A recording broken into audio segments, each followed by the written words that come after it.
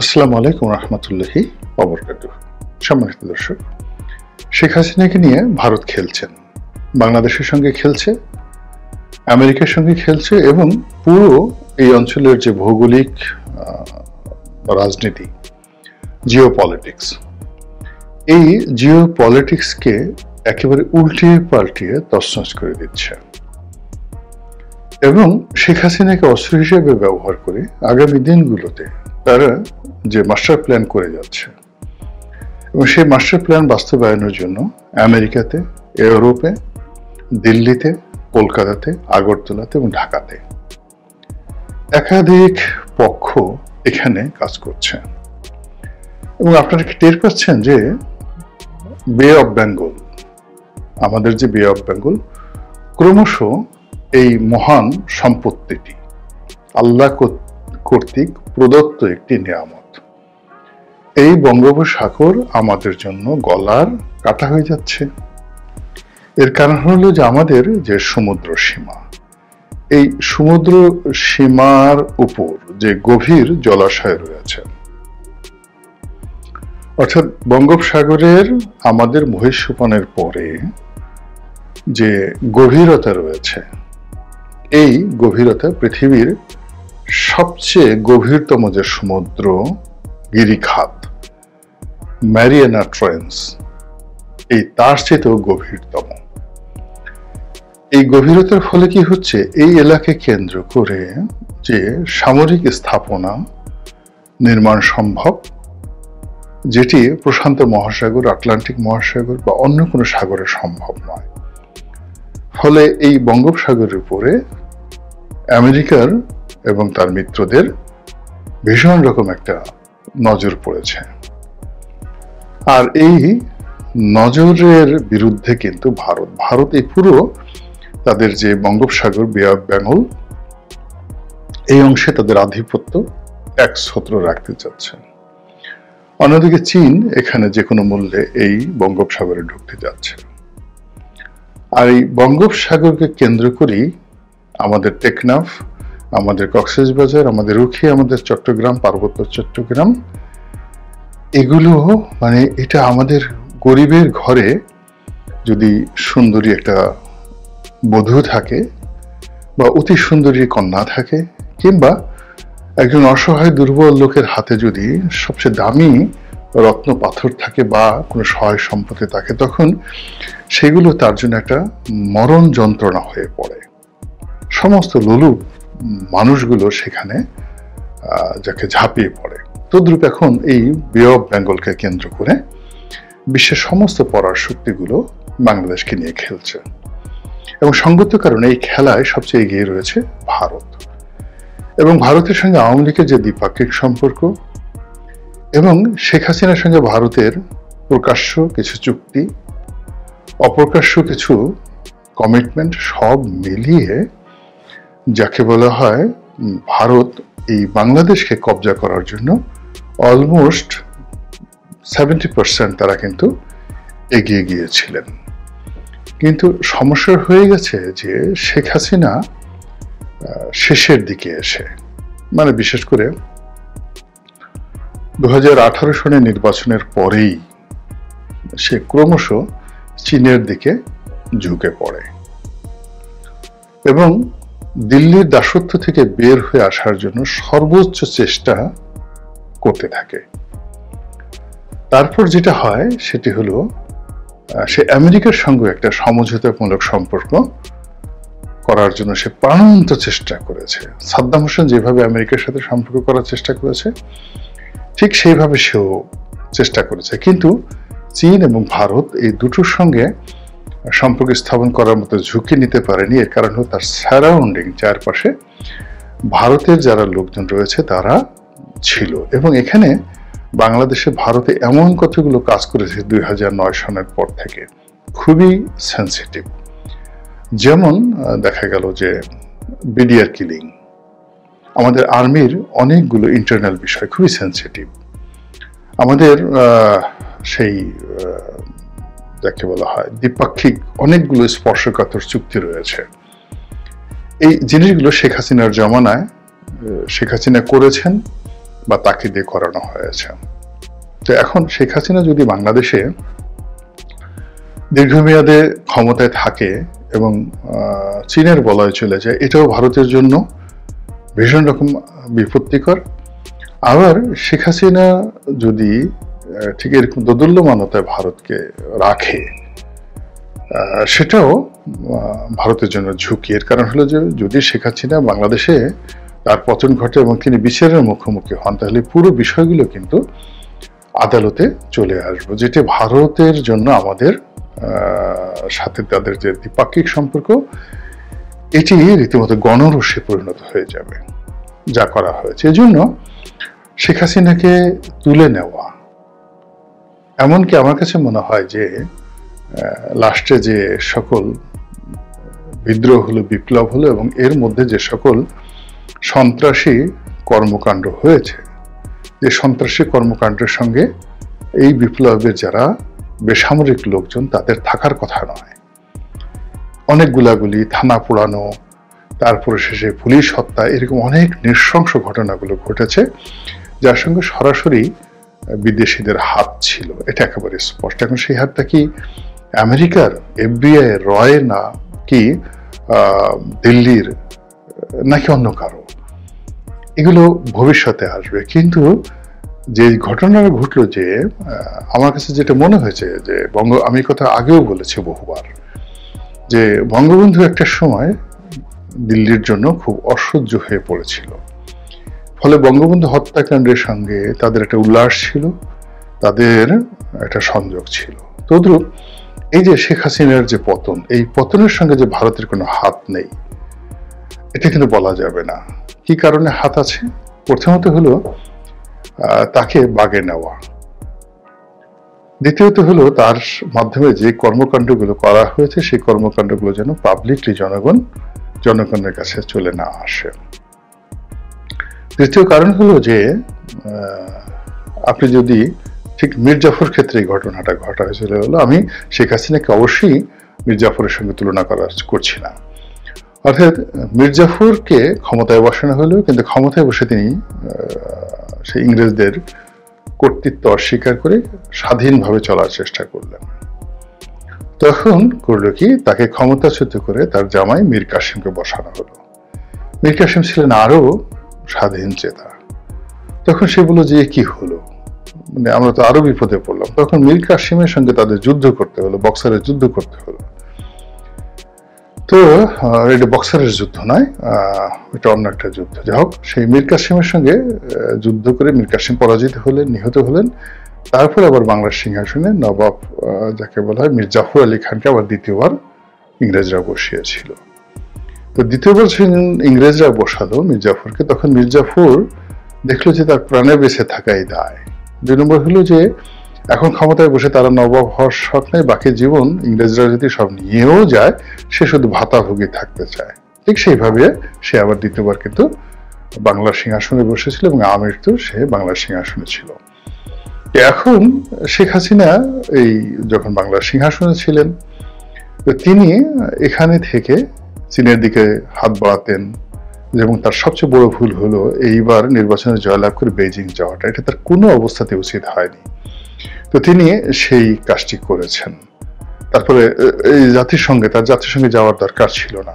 এই সময়টাতে তিনি গুছিয়ে উঠতে পারতেন, তার পলিটিক্যাল উইংসগুলো তিনি ঠিক রাখতে পারতেন, কিন্তু সেগুলো না করে তিনি সেই দিল্লিকে অস্বীকার করে যখন স্বাধীন সার্বভৌম এমন একটা ভাব যে আমি যা ইচ্ছে তাই করতে পারি, তখন তাকে একটা শিক্ষা দেওয়ার জন্য যদি দিল্লি তাদের প্ল্যান বি করে থাকে, এটা অস্বাভাবিক কিছু নয়।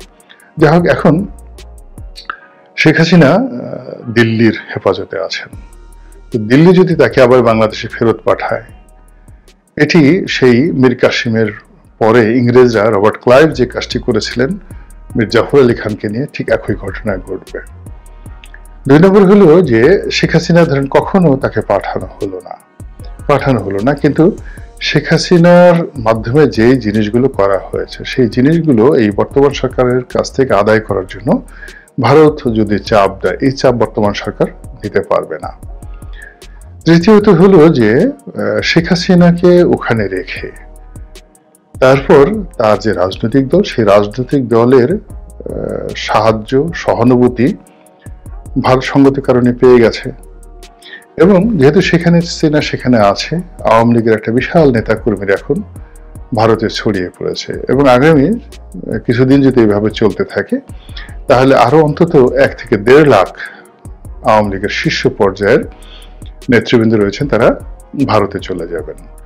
তখন ভারত কেন্দ্রিক একটা বলয় কাজ করবে, বিকল্প শক্তি কাজ করবে। যেভাবে শান্তি বাহিনীকে দিয়ে তারা পূর্ব পার্বত্য চট্টগ্রামকে অস্থির করে ফেলেছিল, তো একইভাবে যদি শান্তি বাহিনীকে দিয়ে পুরো পার্বত্য চট্টগ্রাম, পুরো সেনাবাহিনীর কয়েকটা রেজিমেন্টকে তারা আমাদের জাতীয় বাজেটের একটা বিরাট অংশ আমরা ওখানে কিন্তু শান্তি বাহিনীর সাথে যুদ্ধে খরচ করেছি।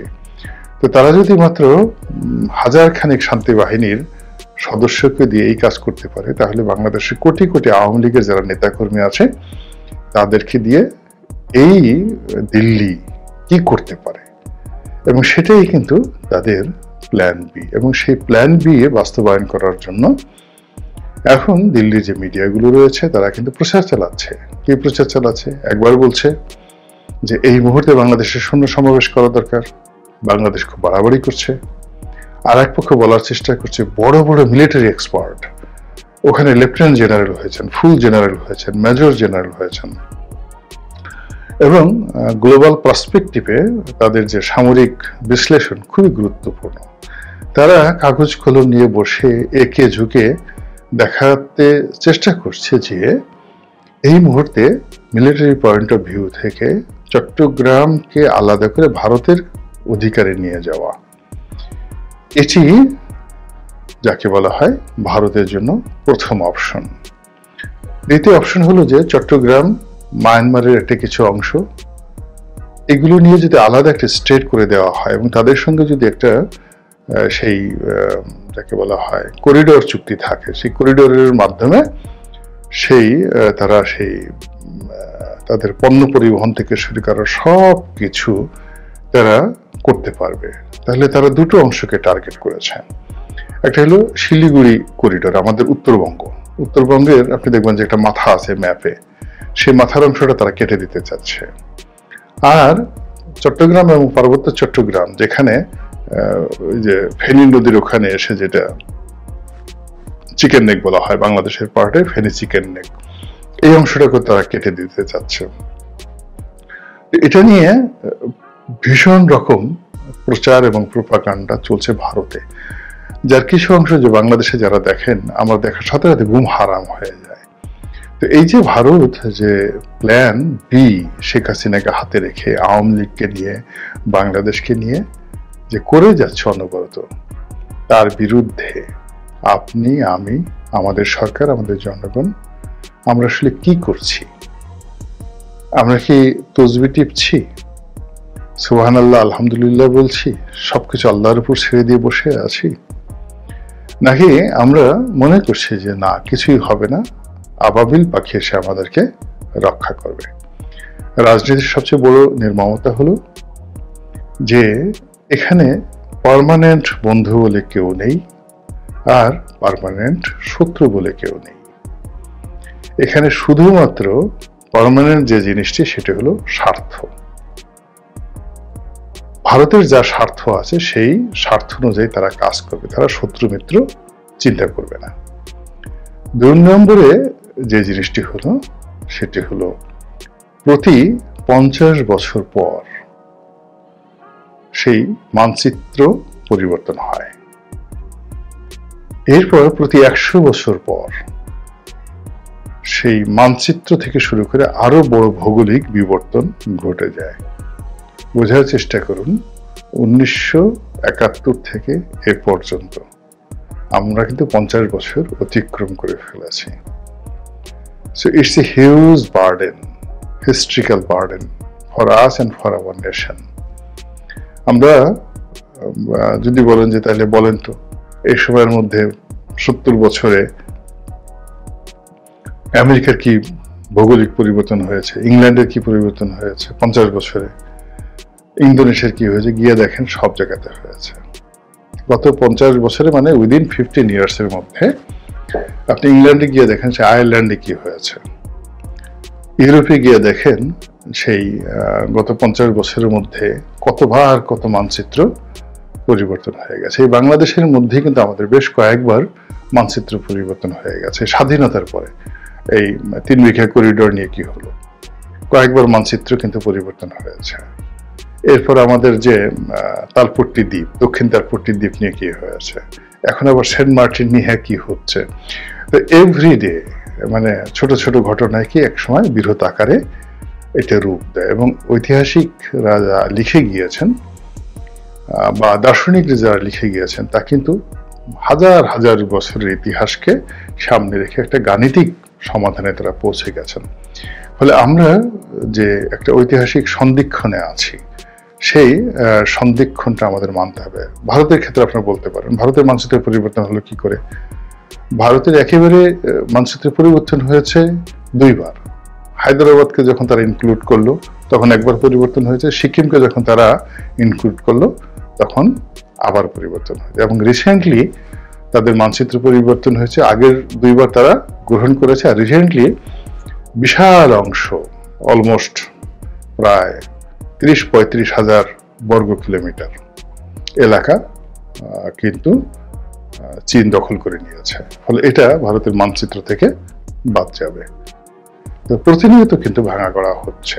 তো কাজেই আপনি আমি একেবারে সেই যে মানচিত্র যেভাবে এঁকে আছে ওইভাবে সারা জীবন থাকবে ওর মধ্যে চিন্তা করে যদি আমরা বসে থাকি তাহলে দুর্ভোগ দুর্দশা আমরা এড়াতে পারবো। ওবায়দুল কাদের ওরফে কাউয়া কাদের তিনি শাপলা চত্বর গণহত্যার যে পরিকল্পনা ছিল তিনি ফাঁস করে দিয়েছেন। এতে মহাবিপদে রয়েছে ওবায়দুল কাদের এবং সাথে 150 এমপি মন্ত্রী। তারা ভয়ে আতঙ্কিত, যে কোনো সময় দেশ ছেড়ে পালাতে পারে। আওয়ামী লীগের সাধারণ সম্পাদক ওরফে ওবায়দুল কাদের ওরফে কাউয়া কাদের শেখ হাসিনা কারো কাছে মাথা নত করে না, আল্লাহ ছাড়া কাউকে ভয় করে না, জনগণের যতক্ষণ সাথে আছে ততক্ষণ ভয় নেই। তিনি বলেন, যুবলীগ ছাত্রলীগের আনন্দ মিছিল নিয়ে বইয়ের বিজয় বন্দনে।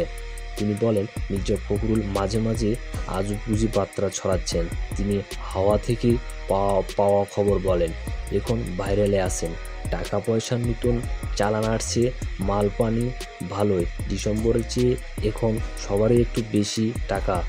বস্তার উপরে বসে আছেন ফখরুল। টাকা দিয়ে ডিসেম্বর আনন্দ হয়নি, ওই টাকার আনন্দ গোলাপবাগের গর্তের মধ্যে চলে গেছে, এখন আবার আনন্দ। পশ্চিম দেশগুলো থেকে সাহস পাওয়ার বিষয়ে বিএনপির সচিব মির্জা ফখরুল ইসলাম আলমগীর যে বক্তব্য রেখেছেন সেটি নিয়েও প্রতিক্রিয়া জানুস হাসান লিখিত বক্তব্য রাখেন। যুব সমাবেশের অনুষ্ঠানের সঞ্চালনা করে সংগঠন প্রচার সম্পাদক জয়নাল নন্দী এ সময় সরকার বিরোধী চূড়ান্ত আন্দোলন, বিএনপির ঢাকা অবরোধের মতো কর্মসূচি দিতে চাইলেও পরিণতি ভালো হবে না বলে সতর্ক করে দেন আওয়ামী লীগের সাধারণ সম্পাদক। তিনি 2013 সালে 5ই মে শাপলা চত্বরের ঘটনা স্মরণ করিয়ে বললেন, বিএনপি পরিণত এর চেয়েও খারাপ হবে। 1 দশক আগে হেফাজতে ইসলামের ঢাকা অবরোধ কর্মসূচির কথা স্মরণ করে আওয়ামী লীগের নেতা বলেন, শাপলা চত্বরে তাঁর ওবায়দুল কাদের বলেন, ফখরুল বলেন, পশ্চিমী বিশ্বের সমর্থন আন্দোলন নাকি বিএনপিকে সাহায্য যোগাবে। আমরা এটা জানি না। এ খবর হাসানা মিথ্যা কথা আর কতই বলবে ফখরুল।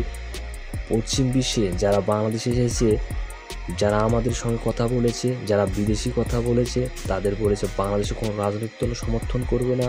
এ কথা আমেরিকাও বলেছে, এ কথা ইউরোপে বলেছে। ফখরুল কোথায় থেকে মিছা আজগুবি খবর নিয়ে আসলেন? ওবায়দুল কাদের বলেন, ফখরুলের সাহস। ধন্যবাদ ভিডিওটি শেষ পর্যন্ত দেখার জন্য। থেকে কি হলো, শেষ রাতে পালিয়ে গেল না। আমি বলতে চাই না, আরও করুণ পরিণতি হবে বিএনপিকে কোনো ছাড় দেওয়া হবে না। লিখিত করে তিনি বলেন, খেলা হবে, ছাড় দেওয়া যাবে না ফখরুল। ডিসেম্বরের চেয়েও কড়া খেলা হবে। আওয়ামী লীগের অ্যাকশন, যুবলীগের অ্যাকশন, ডাইরেক্ট অ্যাকশন। আওয়ামী লীগের 18 অক্টোবর ঢাকা বিএনপির সমাবেশে দিন